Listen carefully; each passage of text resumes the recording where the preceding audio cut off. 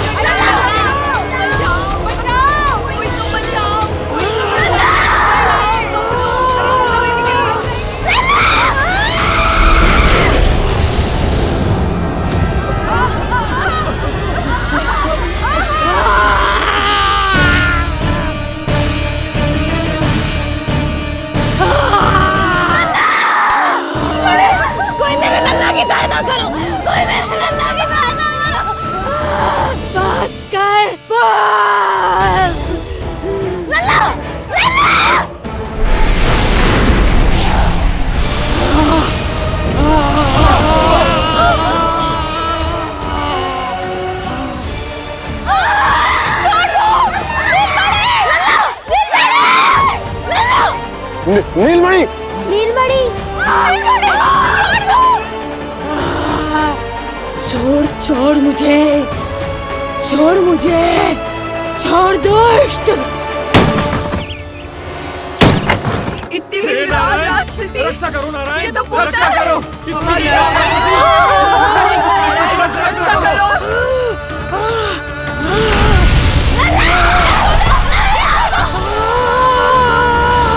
छोड़ छोड़ मुझे।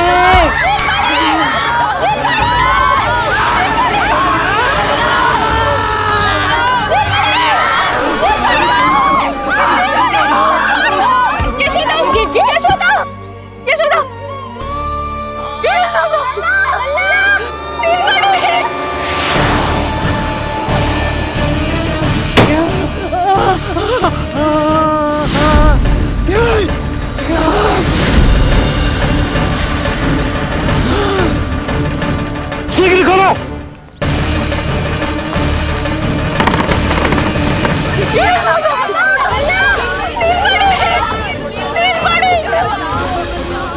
कोई जल लेके आओ, जल लेके आओ। यशोदा, यशोदा। अरे कोई समझ,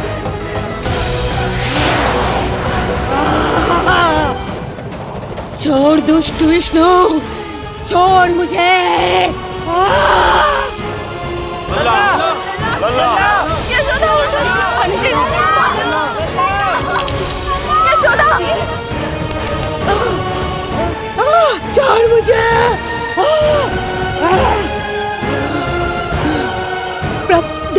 दया करो प्रभु, दया करो।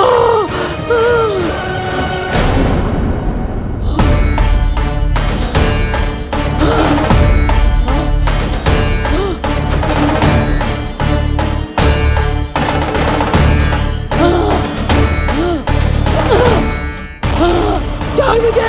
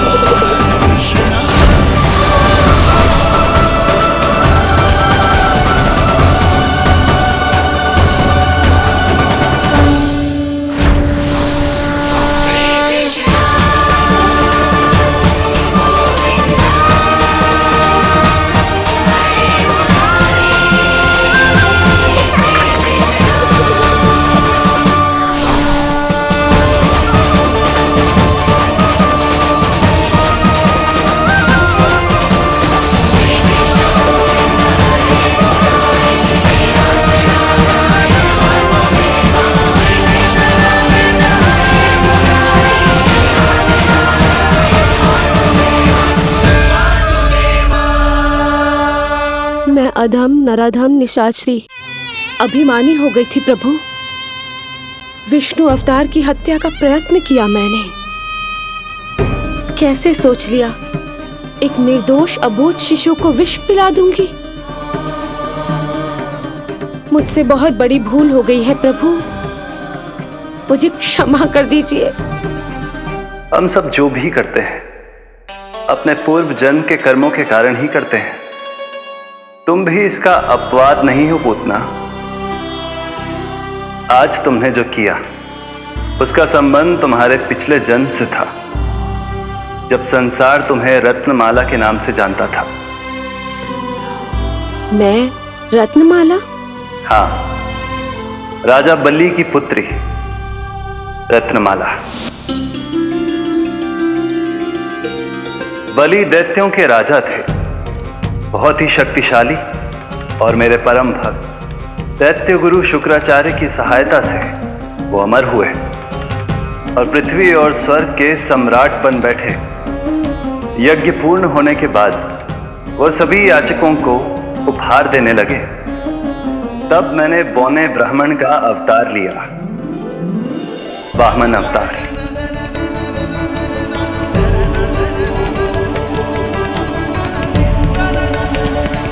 रत्नमाला के रूप में जैसे ही तुमने मुझे देखा, उस बालक जैसे अवतार के रूप से तुम भावुक हो गए। तुम्हारा हृदय ममता से भर उठा।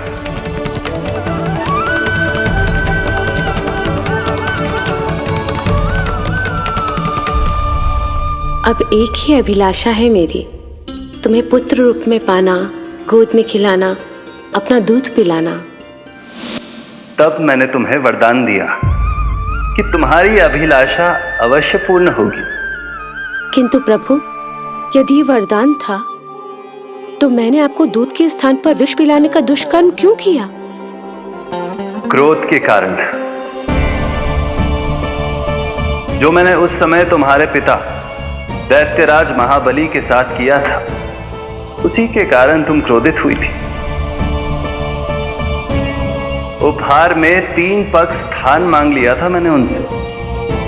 किंतु इतने से उपहार से मुझे इतना क्रोध क्यों आया प्रभु? जब राजा बलि ने मेरे वामन अवतार की इच्छा पूर्ण करने का वचन दे दिया, तो मैंने विशाल त्रिविक्रम स्वरूप धारण किया।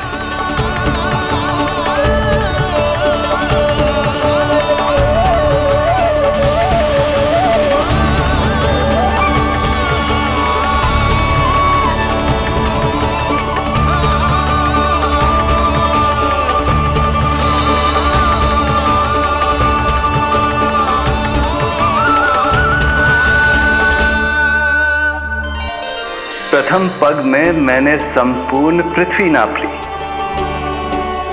दूसरे पग में नाप लिया विशाल स्वर्ग,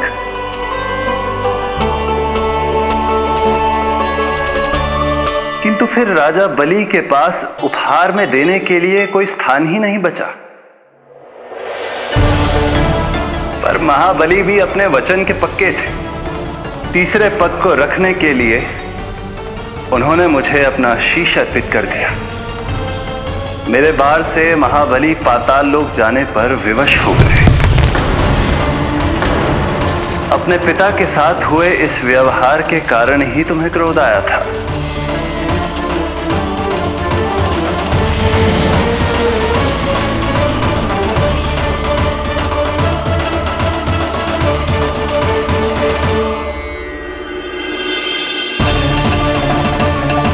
दूध पिलाने की कामना थी, पर अब विषपान कराना चाहती हूँ तुम्हें। विषपान। तुम्हारी वो मनोकामना भी अवश्य पूर्ण होगी। मन ही मन ऐसा वरदान दिया था मैंने तुम्हें। और आज तुम्हारी दोनों इच्छाएं पूर्ण हो गई हैं रत्नमाला।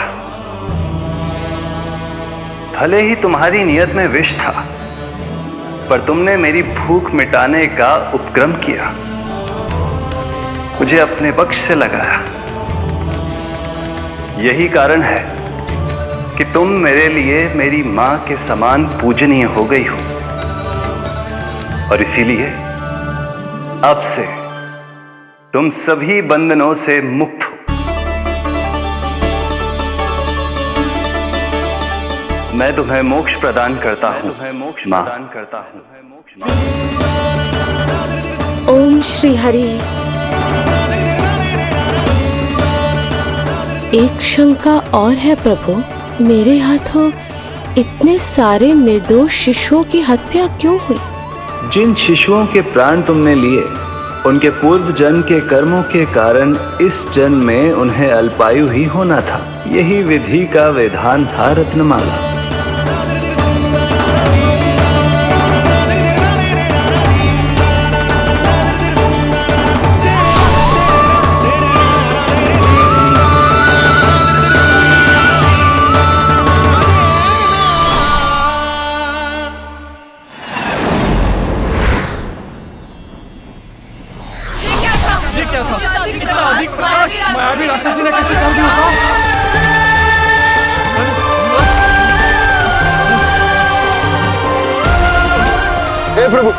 हे प्रभु रक्षा करो प्रभु।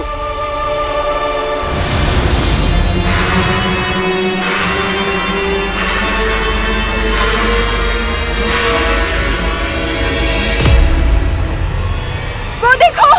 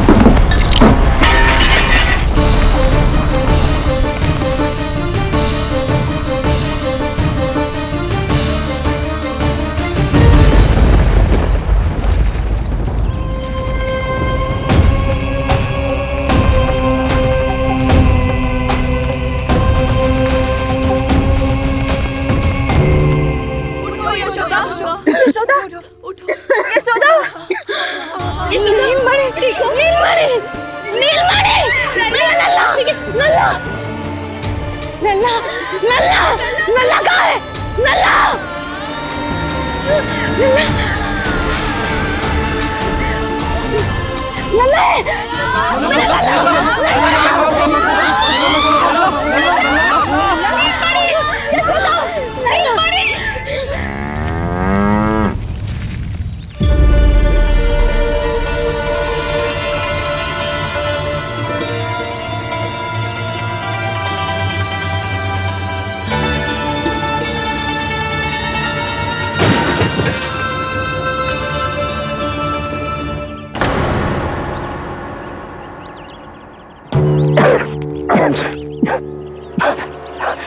तुम दोनों ठीक हो?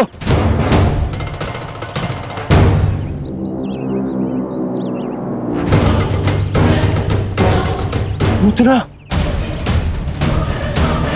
लल्ला को कोई ढूंढो, कोई लल्ला को लेके आओ।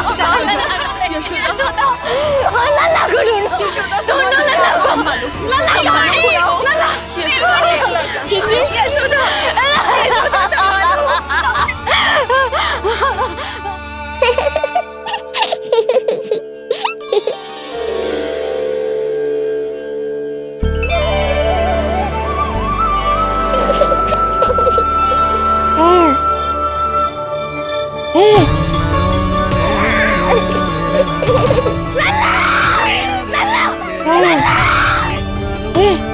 सीढ़ी लेके आओ कोई। नीलमणि घबराना मत हमारे। अरे सीढ़ी लाओ, चलो जल्दी।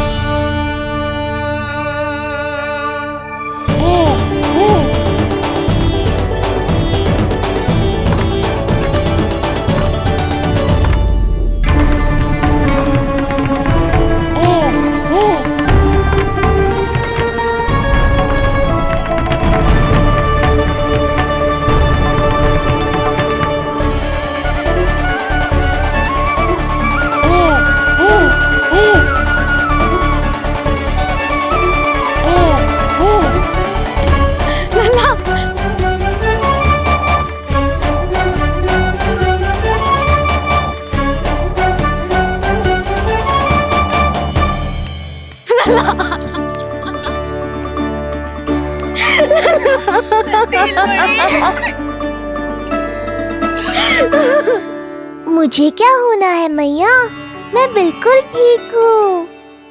मेरा नीलमणि, मेरा लल्ला, मेरा लल्ला। अब तो मत रो मैया, आ गया हूँ ना आपके पास अपनी मैया की गोद में। मैं तुझे दियो वचन पूरा ना कर पाई लल्ला, मैं तेरी सुरक्षा ना कर पाई।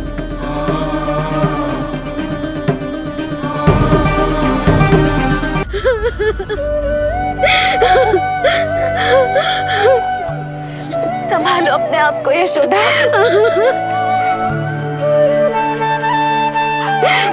स्वास्थ्य बिगड़ जाएगा जीजी, अब बस। जीजी, लल्ला मिल गया है। जीजी, लल्ला मिल गया है। काहे घबरा रही हो?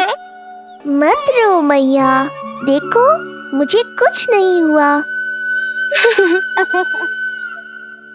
कोई तो चुप कराओ इन्हें। रोहिणी ताई जी, अब आप ही संभालो। चुप हो जाओ यशोदा, नहीं तो देखो लल्ला भी रो पड़ेगा तुम्हें देख के। हाँ?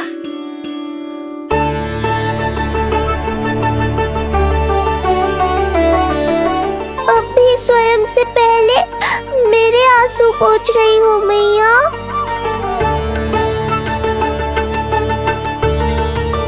हे प्रभु नारायण, आपका कोटि कोटि धन्यवाद। हमारा नीलमणि सुरक्षित है।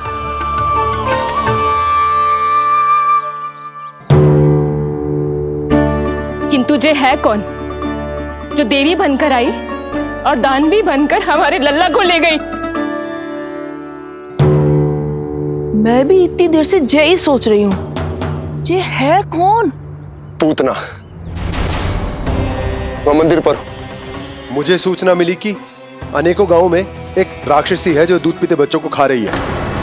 अब तक न जाने कितनी माओं की कोख उजाड़ दी पिछले कई दिनों में। जैसे मुझे सूचना मिली मैं सबको सतर्क करने आ गया, पर बहुत देर हो गई। मैंने कहा ना मैया, चिंता की आवश्यकता नहीं है। अब वो किसी मैया की गोद नहीं उजाड़ पाएगी। मैं तो मैं सोचूं इतनी भयानक राक्षसी से हमारा नीलमणि बचा कैसे? पर इसे तो करोज भी ना आई मौसी। वही तो मैं सोचूं, ये हुआ कैसे? कोई साधारण बालक तो ये कर नहीं सकता। सही कह रही है मौसी, अवश्य हमारे लल्ला अद्भुत है। मुझे भी यही लगता है, कुछ तो विशेष है अपने लल्ला में। लो कर लो बात, फिर से वही सब आरंभ हो गया। इनके चक्कर में कहीं मेरा भेद ना खुल जाए। हाँ, इस घटना से सिद्ध हो गया है, बहुत दिव्य बालक है जे। अब तो मुझे पुकार लगानी ही होगी। बहन योगमाया, सहायता करो।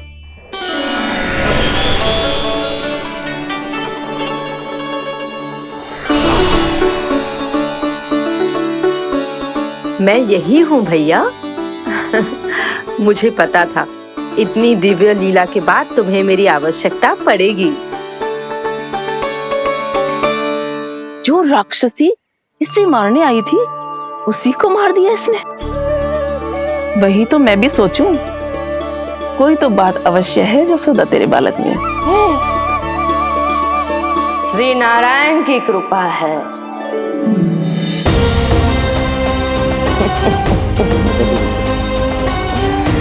यही तो विशेष बात है यशोदा मैया के लल्ला की। आशीर्वाद अर्पित है। जी तो वही है जो लल्ला की मालिश के लिए आई थी।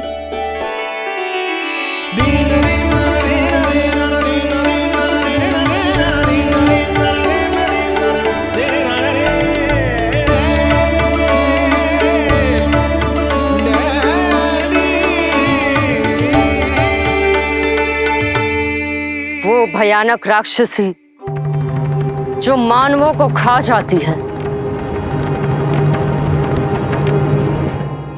उसे एक बालक मार सकते है भला?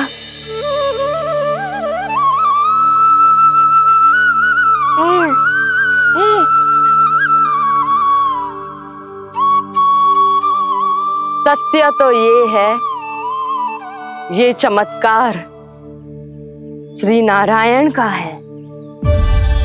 तुम सबने आकाश में एक दिव्य प्रकाश देखा या नहीं? दिव्य प्रकाश? हाँ, मैंने देखा था।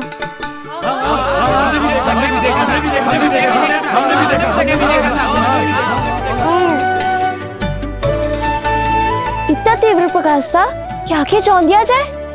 मुझे तो पहले से ही पता था कि वो अद्भुत प्रकाश इस बात का संकेत था कि नारायण ने ही हमारी सहायता की है। लगता है मैया मान गई। नारायण पर जो भरोसा करते हैं, नारायण सदैव उसकी सहायता करते हैं। नीलमणि की सहायता करने नारायण साक्षात प्रकट हुए। आकाश के मध्य बादलों के बीचों बीच खड़े रहकर उन्होंने इस राक्षसी के प्राण वायु खींच लिए और इसके प्राण हर लिए।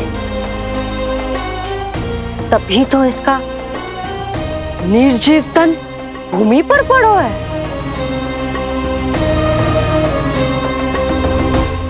श्री नारायण स्वयं प्रकट हुए।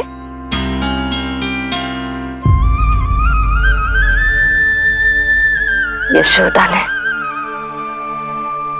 और नंद महाराज ने बहुत प्रार्थनाएं की है प्रभु से। प्रभु के आशीर्वाद से ही तो गोकुल को मिला है ये। प्रभु इसे कुछ होने दे सकते हैं क्या? पर राक्षसी इसे अपने साथ लेकर गई थी, तो इसकी शुद्धि करनी पड़ेगी। शुद्धि? और राक्षसी के तन को अग्नि में डालना होगा। आत्मा कितना भी बुरा कर्म क्यों ना कर ले, परमात्मा यही चाहते हैं कि हम अपना कर्तव्य निभाएं। जो तन त्याग चुके हैं उनका अंतिम संस्कार करना जीवित व्यक्तियों का ही कर्तव्य है। बहन योगमाया, एक बार फिर से बचा लिया तुमने।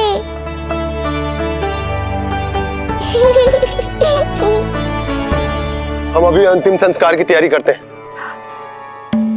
यशोदा, हमें भी शुद्धिकरण में देर नहीं करनी चाहिए। गौशाला चलते हैं।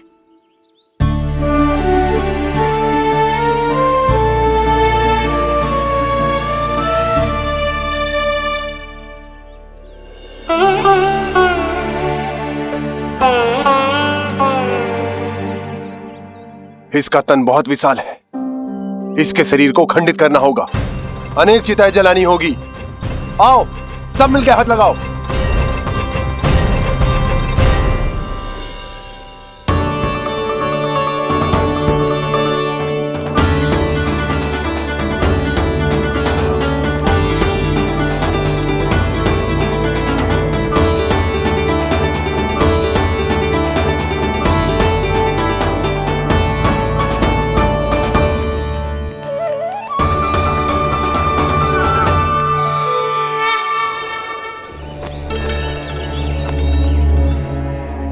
प्रभावती, गोमूत्र और गोबर ले आओ। शुद्धि पूजा शुरू करनी है।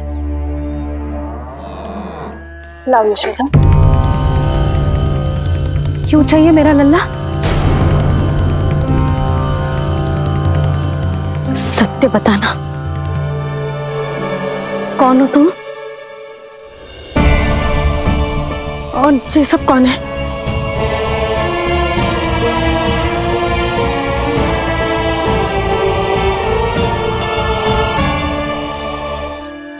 यशोदा, मैं रोहिणी जिज्जी और ये सब गोपियां तुम्हारी सखियां।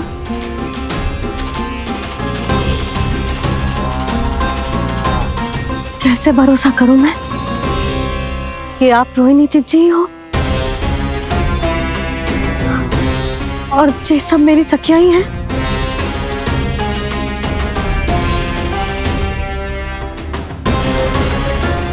कैसे भरोसा करूं कि आप जो दिख रही हो सत्य में वो ही हो, कोई और ना हो?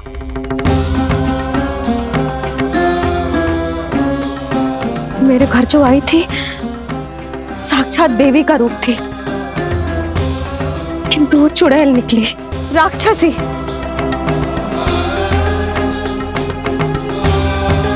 बस अब मुझे किसी पर भरोसा ना करना है।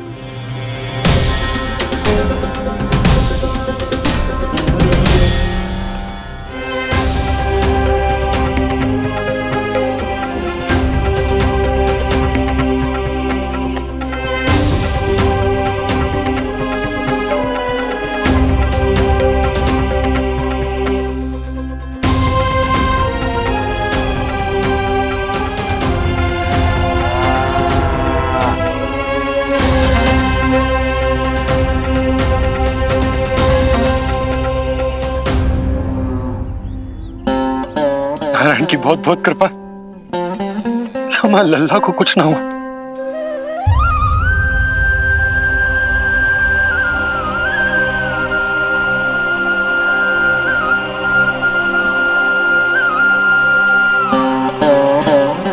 यशोदा, शुद्धि करना आवश्यक है, उसके लिए अपनों पर भरोसा करना ही पड़ेगा। आपको पता भी है यहाँ क्या हुआ है ना? इसीलिए आप तो मत ही बोलो कि मुझे किस पर भरोसा करना है और किस पर ना।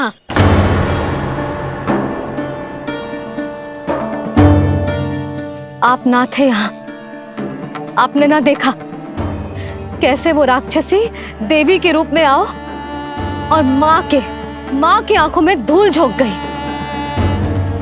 कैसे उस राक्षसी ने मेरी ममता का लाभ उठाओ है और मेरे सामने मेरे लल्ला को ले गया।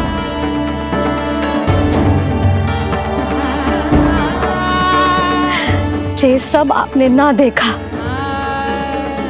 क्योंकि आप यहाँ थे ही ना।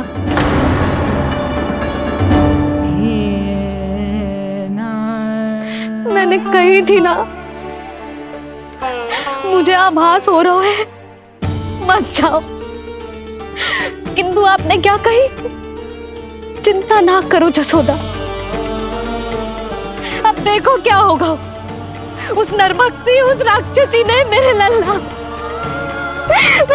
यशोदा, यशोदा, मेरे लल्ला। यशोदा।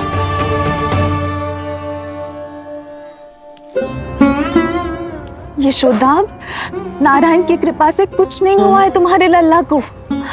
समझने का प्रयास करो। वही तो कर रही हूँ चिच्ची, समझने का प्रयास। बुद्धि भ्रष्ट हो गई थी मेरी कि एक अनजान पे भरोसा कर लो मैंने। एक माँ होके भी मैं सत्य ना देख पाई, किंतु आप, तुम सब स्वयं को सखिया बताती हो ना मेरी, तुम सबने भी ना देखी। एक बार भी मुझे सचेत ना किया उस राक्षसी के बारे में। यदि कुछ हो जाता मेरे लल्ला को तो कहाँ जाती, क्या करती, किसको दोष देती?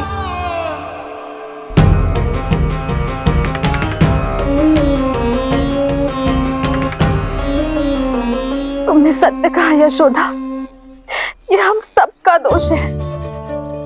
हम सबसे त्रुटि हुई और हमारे नीलमणि के प्राण संकट में पड़ गए। किसी को दोष देने का कोई लाभ ना है, हमें अपनी त्रुटियों से सीखना होगा।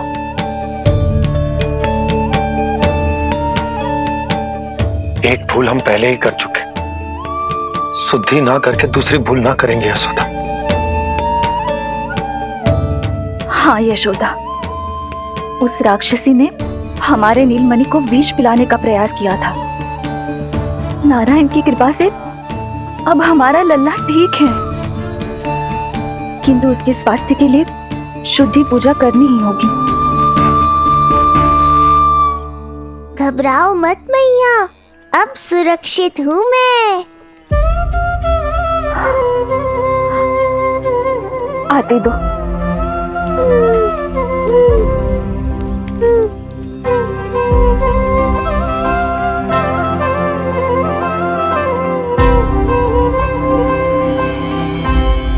बहू के लिए इस घटना से उबरना आसान ना होगा।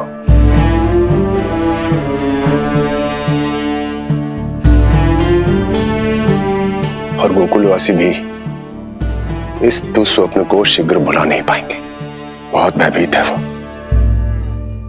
सामान्य मनुष्य के लिए राक्षसों से रक्षा संभव न है, पर प्रभु ने कर दी। अब साहस भी वही देंगे। चिंता मत करो बाबा, पूतना स्वयं सबका भय दूर करने में सहायता करेगी।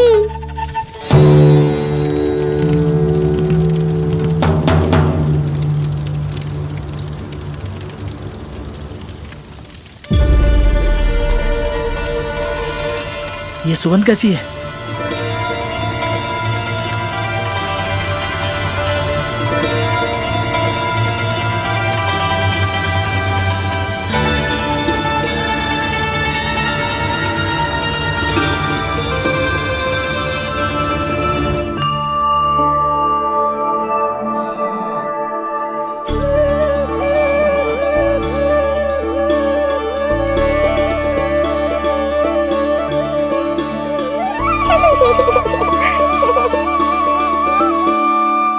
ये सुगंध कहां से आ रही है?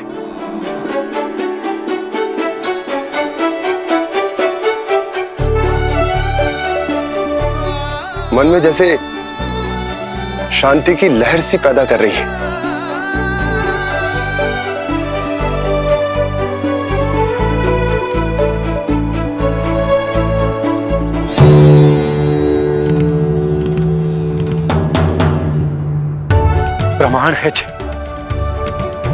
प्रमाण है कि श्री हरि नारायण ने ही हमें संकट से बचायो।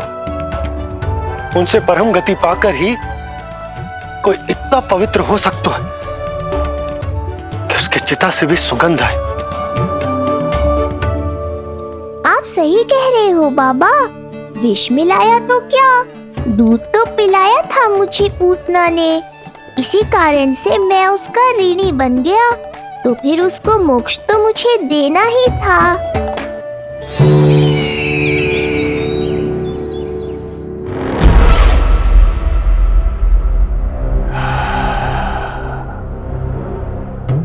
ये कोई साधारण सुगंध नहीं,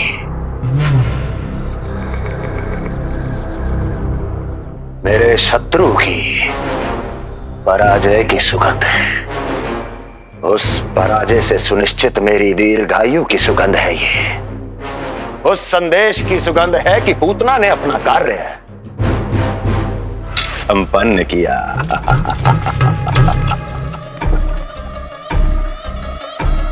उस विष्णु पर मेरी विजय की सुगंध है ये।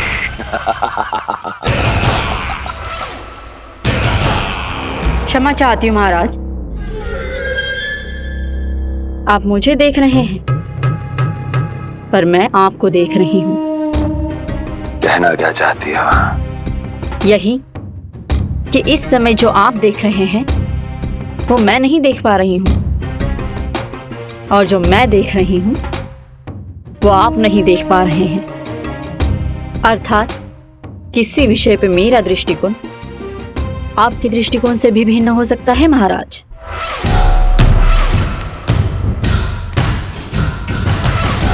पहेलियां बुझाना बंद करो, सीधा सीधा कहो, क्या चल रहा है तुम्हारे मन में? जब तक मैं अपने नेत्रों से प्रमाण नहीं देखूंगी तब तक मैं नहीं मानूंगी कि ये सुगंध आपके विजय की है या पराजय की। प्रमाण के लिए तुम्हें अधिक प्रतीक्षा नहीं करनी पड़ेगी अस्ति।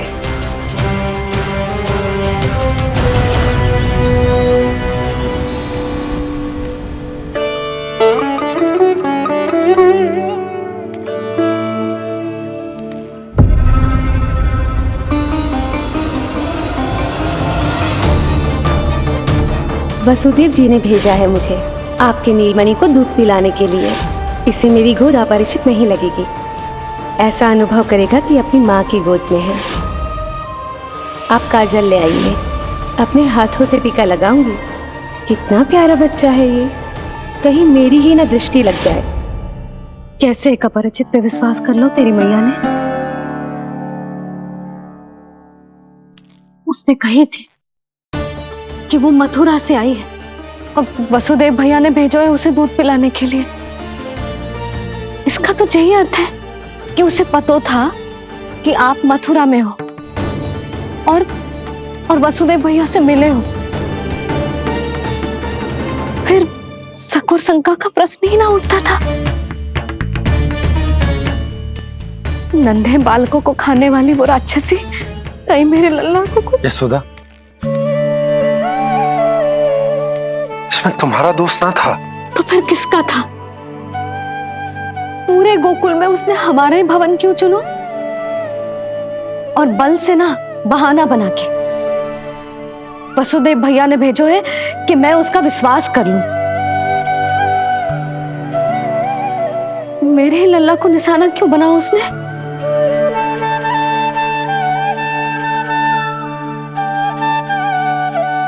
कंस क्रोध में अपना मानसिक संतुलन खो बैठा है। पूतना नाम की अत्यंत भयानक राक्षसी को उन सभी बालकों की हत्या करने का आदेश दिया है जिनका जन्म पिछले 10 दिनों में हुआ है। बोलिए, मेरे लल्ला ने क्या बिगाड़ो था उसका? हाँ, क्या शत्रुता थी उसकी मेरे लल्ला से? वसुदेव भैया और देवकी भाभी ने जो कही थी वो मुझे यशोदा को बताना चाहिए कि ना?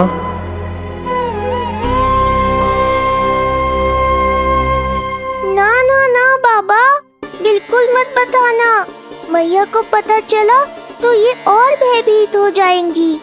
रात दिन केवल मेरी चिंता और रक्षा में ही डूबी रहेंगी। क्या सोचने लगे आप? अवश्य ही आपको कुछ पता है जो आप बता ना रहे। बताइए, बताइए ना। आज तक कुछ ना छुपाया मैंने इससे, फिर आज कैसे? ना ना, मुझे बताना ही चाहिए। बताओ।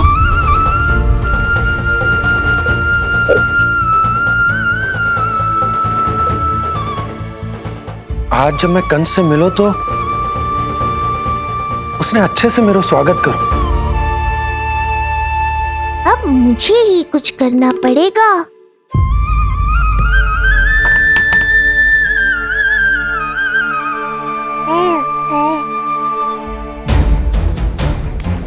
अच्छे से स्वागत कियो,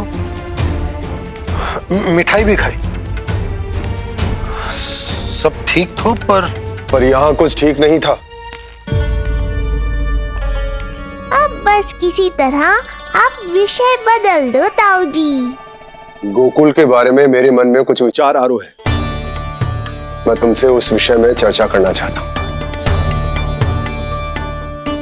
सुनिए, आप लोग वार्तालाप करो।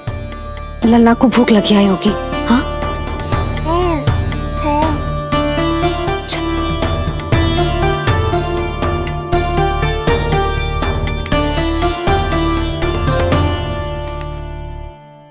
पता नहीं क्यों, पर ऐसा लगता है कि छोटी छोटी आटों पर कि कोई है अब भी हमारे आसपास। कोई है जो हमारे इस नंद भवन पे अपनी बुरी दृष्टि अभी भी गड़ाए हुए है। संकट अभी समाप्त ना हुआ है भैया। अब तक तो उसे पता चल गया होगा कि पूतना सफल रही। किसे? कंस को। पूतना शुभ समाचार लाती ही होगी। महाराज की जय हो।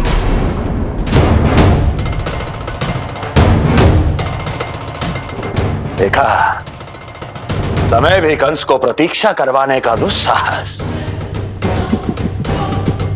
नहीं करता। भीतर ले आओ उसे।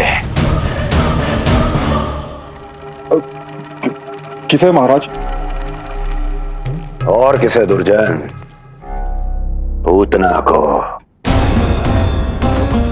क्षमा कीजिएगा महाराज, किंतु वो नहीं रही।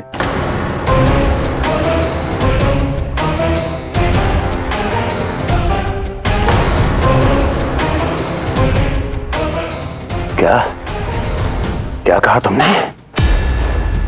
पूतना मृत्यु को प्राप्त हो चुकी है। पूतना मृत्यु को प्राप्त हो चुकी है।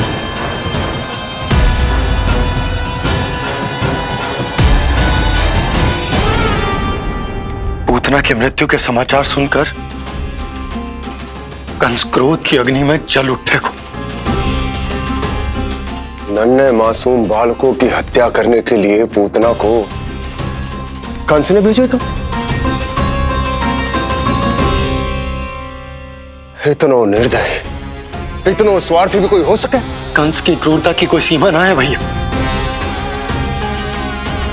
इसलिए मुझे तो भय लग रहा है कि पता नहीं कंस आगे क्या करेगा, क्योंकि पूतना की मृत्यु हमारे लल्ला को हमारे भवन में मारने के प्रयास के कारण हुई। नंद भवन में?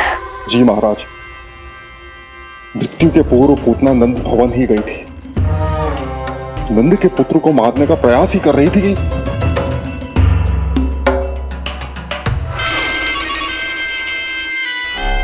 मुझे पुत्र हुआ। कब हुआ तुम्हारे पुत्र का जन्म? बस 7 दिन का हो गया महाराज हमारा लल्ला।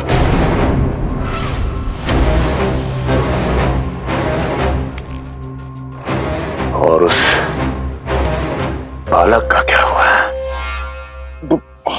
बालक, क्षमा कीजिए महाराज, किंतु उसे तो एक खरोंच भी नहीं लगी। वो पूरी तरह सुरक्षित है महाराज। किंतु एक बात और है महाराज, हम जब कई समय से रानी रोहिणी को ढूंढ रहे थे ना, यहां से भागने के पश्चात उन्होंने गोकुल में आश्रय लिया है और उनका 1 वर्ष का पुत्र भी है। पूतना मारी गई नंद के यहाँ। रोहिणी कहाँ है? नंद के यहाँ। नंद का रहस्य तो गहराता ही जा रहा है महाराज। नंद का रहस्य तो गहराता ही जा रहा है महाराज। नंद का रहस्य तो गहराता ही जा रहा है महाराज।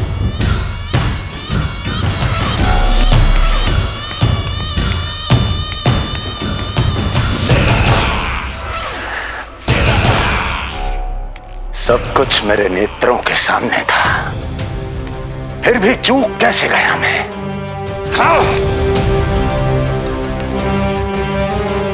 पहले ही समझ जाना चाहिए था। यदि वसुदेव किसी पर स्वयं से अधिक विश्वास कर सकता है तो वो नंद ही है। तो क्या वसुदेव और देवकी ने नंद के साथ मिलकर आपके विरुद्ध कोई षड्यंत्र किया है? कहीं ऐसा तो नहीं कि उस बंदी गृह में कुछ ऐसा हुआ हो जो आपकी जानकारी के बाहर हो महाराज। मुझे तो लगता है महाराज कि आपकी बहन और आपके बहनोई दोनों ही आपके शत्रु विष्णु के साथ मिले हुए हैं। प्रारंभ से ही मुझे मूर्ख बनाया दोनों ने। मैंने तो उन्हें जीवन दान दिया, और क्या किया उन्होंने मेरे साथ? धोखा।